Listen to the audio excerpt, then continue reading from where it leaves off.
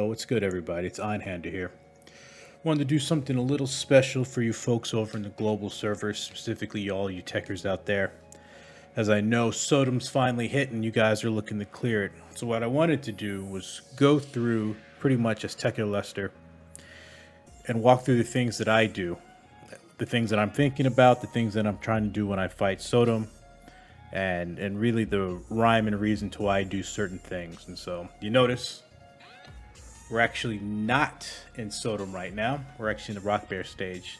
I want to do that for a couple of reasons. First thing is really go over my controls and also some techniques that I do regarding certain attacks, certain combinations and sequences, and felt like it's probably easier if you all saw it here in the Rock Bear stage where things are pretty clean. And then we go from there, and then we'll jump into a video that I did and walk through relatively step by step of what I'm doing, what I'm trying to do at the very least, as I go through and clear Sodom in that level 100, which you guys are all striving for. I want to apologize in advance if you hear me saying Sodom. Sometimes I switch back and forth between Sodom and Sodom. Technically, it's pronounced Sodom. But anyway, what I want to first get started with is my controls. How things are mapped, as that will give you insights into some of the other techniques that I do and how I'm pulling them off. Of course, it's always up to preference, and whatever's comfortable for you is likely going to be best for you. But anyway, you'll see in the right hand corner, I am using an Xbox One controller. As you notice, left stick, which I use for movement, right stick, which I use for either camera or when I'm locked on, changing locked on targets, D-pad, left and right for changing on my sub palette, up and down, changing my weapon. Now what I will say is that sometimes I do change my weapon with my keyboard because it is right next to me.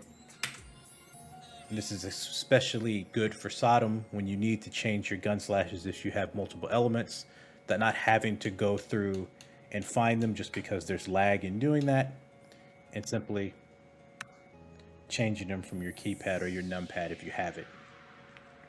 In addition, my attack buttons, normal attack is always going to be on X for me. And then my gap closer is going to be Y. Right bumper for Safoi. And we'll get into why I have both Safoi and StylezTDiverseM mapped. Of course, left trigger changes my weapon palette to the second set.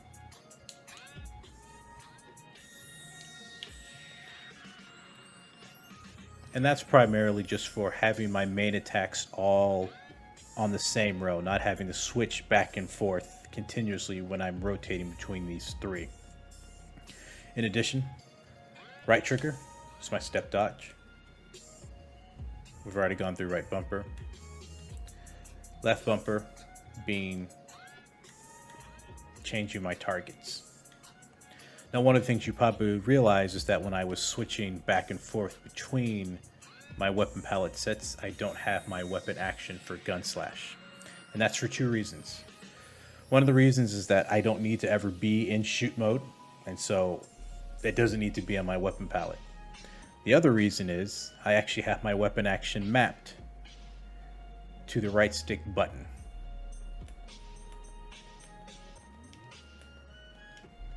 The reason for this is having a utility for that button, but also, as many Gunslash players probably know or probably witnessed at some point in time, sometimes you get put in the shoot mode when you don't want to be.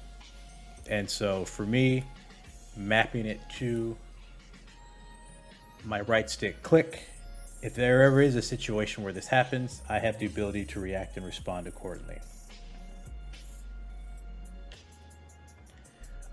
Other than that, that's pretty much it. I actually have my TPS mode here. Start button just for menu. And my left click is how I access things. Not really important for Sodom, but just going through how I map everything out. Next, I want to get into my palette and sub palette. And we'll start with the sub palette. As you'll notice, yes, it is pretty organized and probably more organized than most players. That's just because working with controller and needing to control the sub palette with left and right on the D-pad, having organization is very helpful. One of the things I forgot to go over when I was going over the controls is how I activate my sub palette, and that's actually going to be the B button for me. And you'll see it here when I cast Zanverse.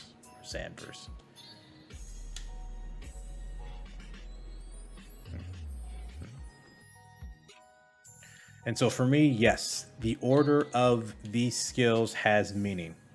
Now, for the fight with Sodom, there's only going to be 5 of these that you really need. Slash Rave. We'll get into that. Why? Aiming Shot. Rhythmz, Zanverse, Megiverse. Zandil, don't worry about that. That's just when I'm mobbing, when I get lazy and I don't want to do wands. And after you cast Shift the D-band, these skills, when it comes to the fight, are pointless. And then, of course, what's going on with my weapon palette? Well, I have 2 gap closers or 2 chasers. You can call them either or. Strez and Sophoe. Now, what's the reason for having both of these? And why are they both on my weapon action? Or excuse me, my weapon palette instead of my sub palette?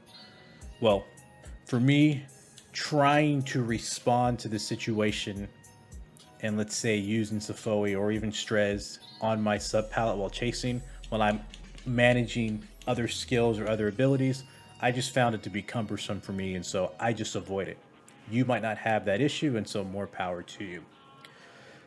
The other reason why I run 2 of these is because while Strez is great, not only for damage, speed, so on and so forth, it does have its limitations, such as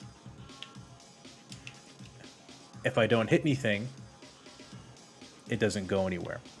And now there will be situations with Sodom where that is the case, to where he moves in a certain direction to where you're not in a straight line, and so that becomes an issue. And in that case, when I need to chase and have kind of that autofocus, I go with Sophoe. Also, if I need to get air, Sophoe is great because it tracks vertically. And then Rage Dance, Serpent Air, and Ein, basically those are just my main damage dealers. Rotating between them, of course, there are situations where you want to do one over the other, but we'll get more into that in the actual video of me clearing depth 100. You only really need it in certain situations, but it is very, very important, and that's Megiverse. And so I want to show you why.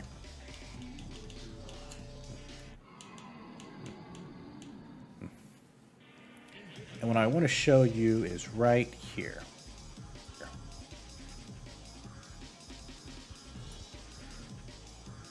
So, as you probably noticed,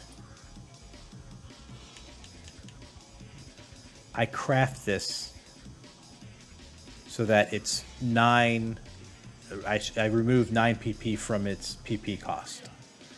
As you noticed here, it's 11. Don't really care about charge time for Megiverse. This is not Zanverse, where speed matters. Because really all you need is one attack.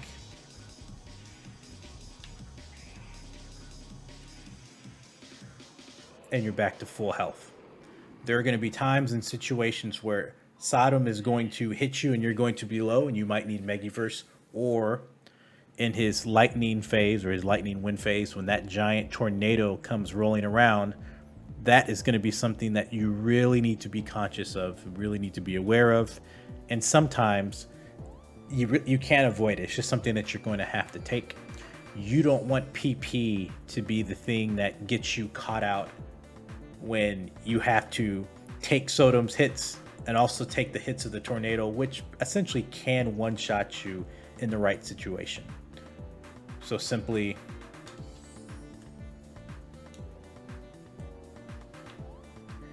and exploiting the super armor frames of attacks like Serpent Air and Rage Dance, in combination of a low PP cost Megiverse cast, just tapping it, can be the difference between you dying and you being full health or being able to get yourself back to full health during the run. And actually, that's one of the things we'll talk about, of the things that Tekker Lester really needs to watch out for, excuse me. And in many cases, it's not Sodom. Actually, probably the worst thing you're going to have to deal with is, especially in the wind and lightning stage, the lightning bolts, the tornadoes, the combination of both, where they're all zapping you, and understanding how do you actually combat them while still paying attention to Sodom. All right. So now, before we jump into going over the video and showing you guys some things, things to look for, things to try and do, let's go over some techniques. And now these techniques are really going to involve StylezTDiverseM.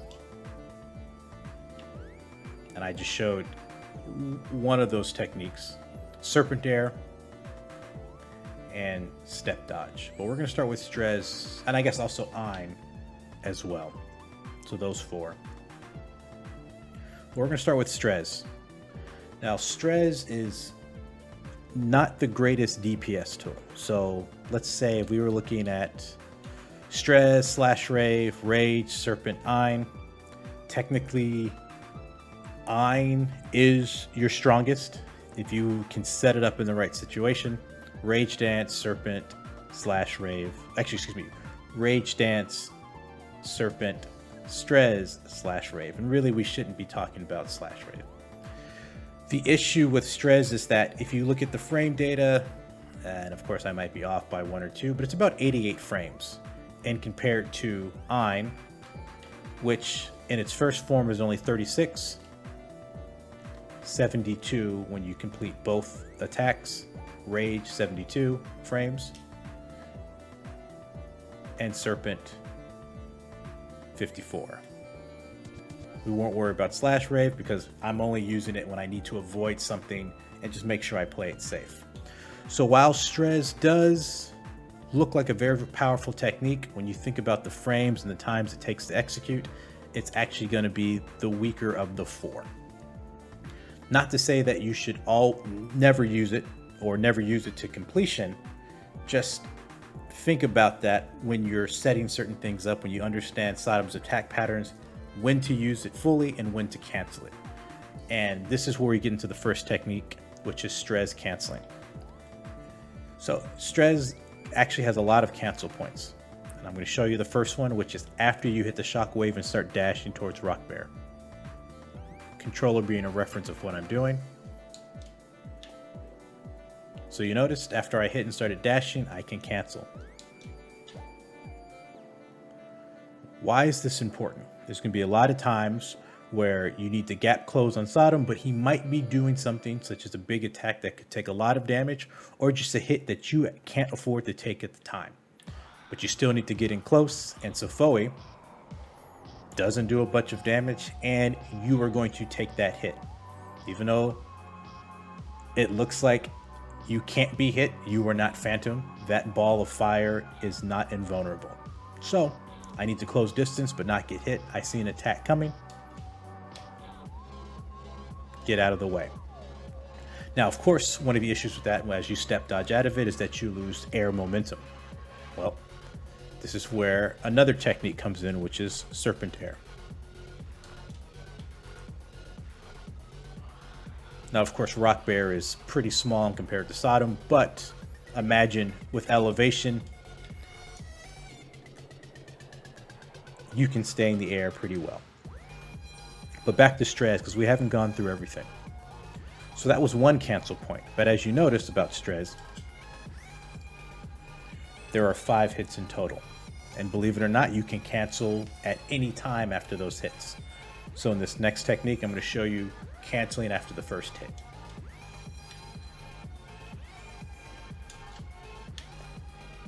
Second hit. After the third hit. And after the fourth, or technically 5th hit, if you consider the first ranged attack a hit. Now, of course, canceling after the 5th and final attack, kind of pointless because you can go into something else to cover your vulnerabilities, such as Ein. But if you see something such as Sodom's going to hit you, There you go. Or there are situations when you're going to stress and gap close, and Sodom is either going to jump back or he is going to swing, and that puts distance between you two, meaning that as you're attacking, these stress hits might whiff. That might just be hitting air. And so, of course, when you respond to that, air dash, serpent to close that distance and continue attacking. And so that's pretty much the stress technique. A lot of people don't necessarily know that you can cancel it and the benefits of canceling it. Now, of course, there are benefits of finishing it, especially when you think of time. One of the things to consider is,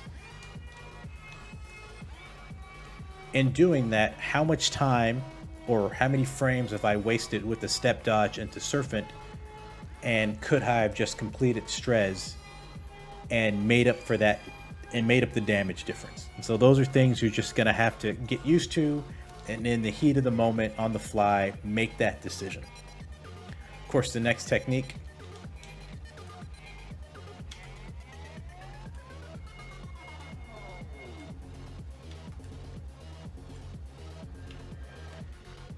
is really what we saw when we stress cancel, but is really understanding serpent air, repositioning, and always repositioning to stay not only in front of Sodom, but making sure that you're not too close. So really using serpents to keep that positioning. But also, it's very, very fast. Once again, remember, 54 frames, very low PP. In and out, dodge, respond to the situation. One of the other things that's great about this, and you'll see me do this a lot, especially when Sodom is stunned, is that I start with serpent to create distance. And the reason I do that is because I'm likely going to go into Ein. And as you guys probably know, the closer you are when you do Ein, the less damage the blades do. So right now I'm right up on the rock bear.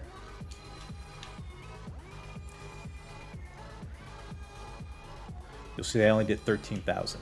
Now,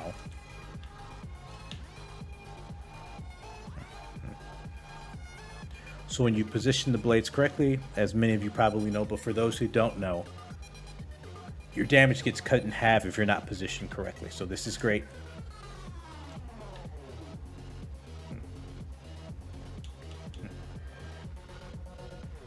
The other technique I want to show, and I guess it's not really a technique, but things to think about when you use Ein, specifically when you're using Ein for its guard frames.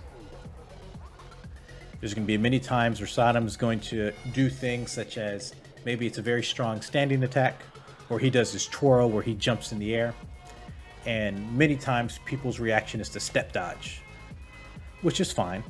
But there are situations where you might be against the flame wall, and so step dodging is going to result in you taking a hit. The great thing about Ein is that if you see those kind of big telegraphed attacks coming,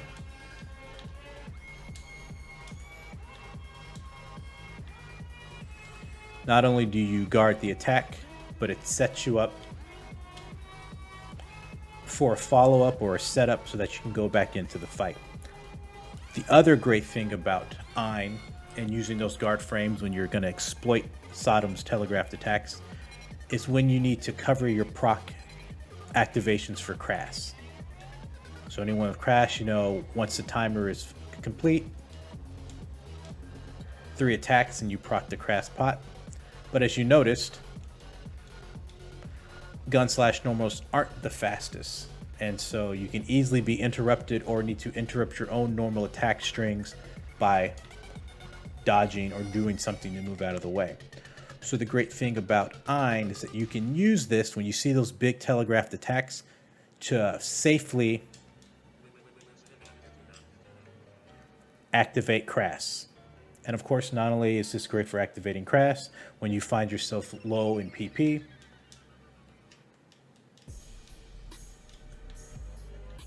covering yourself as well. And so you'll see in my run, I do this a lot because A, it keeps me standing. If I need to get PP, or if I know that Sodom's attack patterns and what he's going to do next, I can Activate Remegit for additional damage or voltage, depending on where I am. And of course, Xanverse. And of course, now that I think about it, there's one other thing that's probably worth covering, even though this really isn't going to matter until you get to the final phase of, I guess, Sodom and Gomorrah, the combined form when he's dropping his hands. Essentially, you're a couple of minutes away from clearing the stage. And that is cast speed. Now, this, you know, is it a big deal? No, but when it comes to time, when it comes to making sure you're getting under 15 minutes and not putting yourself in just kind of situations that you can just outright avoid, it's cast times. Now, what do I mean by cast times? Well, let's show. Let me get away from Rockbeard because I know he gets annoying just yelling it. So I'm just going to put on my wand. Nothing crazy. But I want you to pay attention to the speeds. Because believe it or not, I'm sure many of you know, but some of you might not know, casting with a tech weapon such as wand, talus, rod, so on and so forth, is faster than other weapons like Gunslash. And so I'm going to cast Xanverse 3 times and just kind of see how quickly it releases when I cast it and when I can do it again.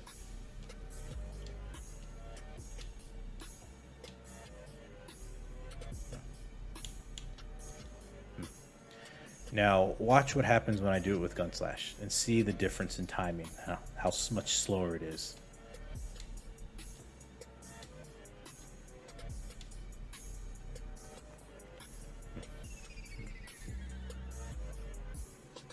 Now, it's not much, but when you're doing things such as charging Xanverse and you see Sodom's arm is about to strike, you're going to need to release this a little sooner so that you can cover the attack with an iron guard frame and then continue your attack rotation. You don't have that issue with wand. So just something to be aware of so that in those situations when you're casting Xanverse or maybe you're casting Remegit, understanding that you got to give yourself a little buffer room, but of course you can protect yourself after casting with something like Ein, Rage, or Serpent, if you can afford to take the hit and make sure that you don't get interrupted or you don't get accidentally killed right when you're about to clear the stage.